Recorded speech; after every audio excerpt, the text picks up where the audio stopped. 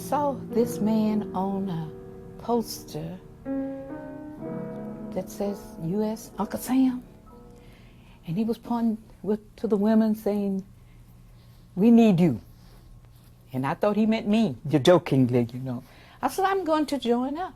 I went to the post office the very next day and went in to the recruiting office. There, the sergeant told me they didn't know anything about women in the Army and hadn't heard anything about it. But he would ask the lieutenant. The lieutenant came out, and he wanted to know where I got my information. And, of course, I told him from Dr. Bethune. He had never heard of Dr. Bethune, of course. And I said, "But I know it. I have seen the papers. In Congress, I have seen those papers. So you have to give me the application." She told me to come and ask for them. And he said to me, "If you don't leave, you are creating a disturbance. I will have you arrested for disorderly conduct. So get out of here." How I got him to sign for me was I put the $sign. I said, "You know how much money they're paying people just to go to school, Dad?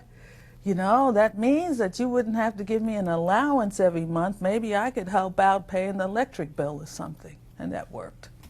And I stood and I held my hand, my right hand up. "And you promise," and all of that, and you say your name. And I thought to myself, is this really what I want to do? Here we were, not knowing, in these high heel shoes with the back out, trying to tiptoe through the snow.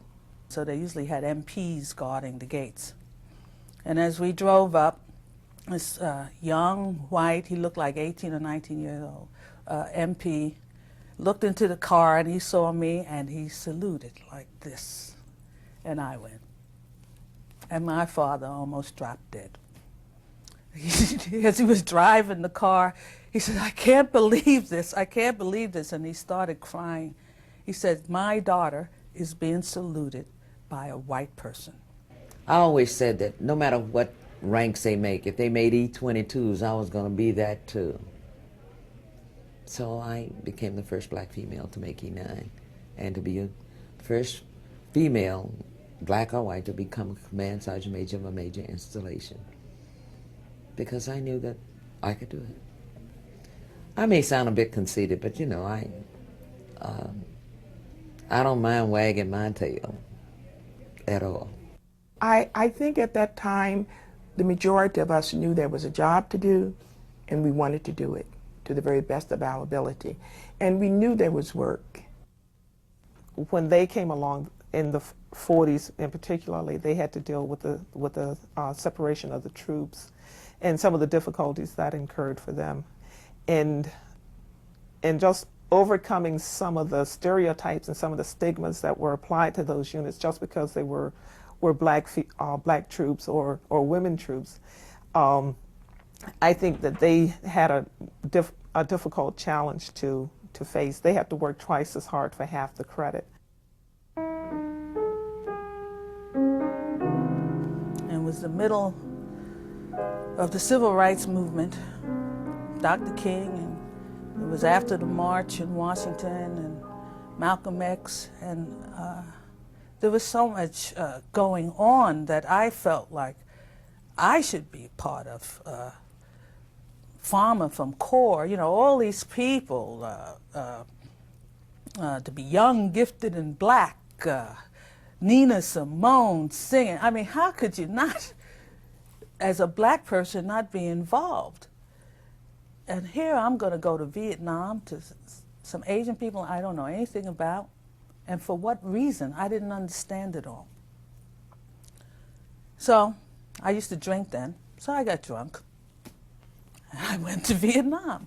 He sent information back to the headquarters that this particular, whoever wrote that disseminated that information, put it together, was credited with saving 101 lives. Okay. So when this was a big buzz at the headquarters and they knew I did it, and it turns out that the reason that he said they should get a Legion of Merit, the reason I didn't get the Legion of Merit, I found out through my grapevine was that I was black, whack, specialist, female, and I was in intelligence, which some people feel is an oxymoron, as you know.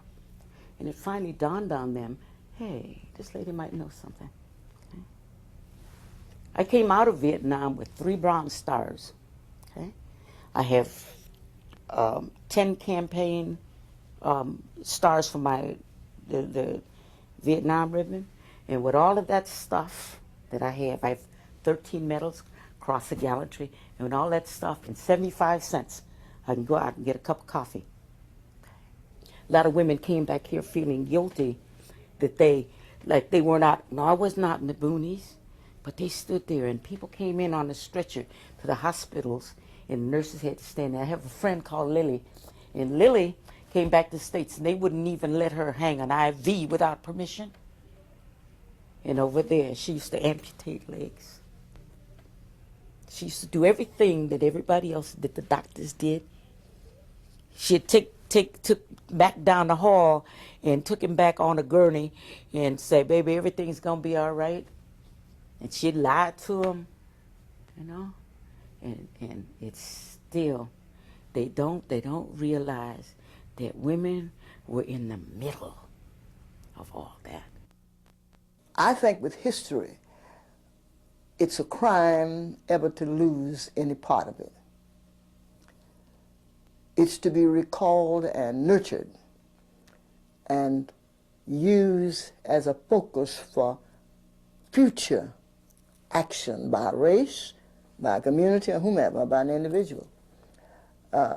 Recalling the service of women, so few of us there were, as you really look back on it, and the experiences and the opening up of the army, because now black majors are a dime a dozen. We got colonels, we got generals. So it was worth whatever the sacrifice you think you may have made as a white, that we be given and have that opportunity. You wouldn't have had it, couldn't have had it, if we had not started out, as Dr. Bethune said, to serve in 1942. We'd have been left out. Left out. It wouldn't even have been a page in history. So it's vital that whatever America is involved in, we are Americans. And I want to be involved.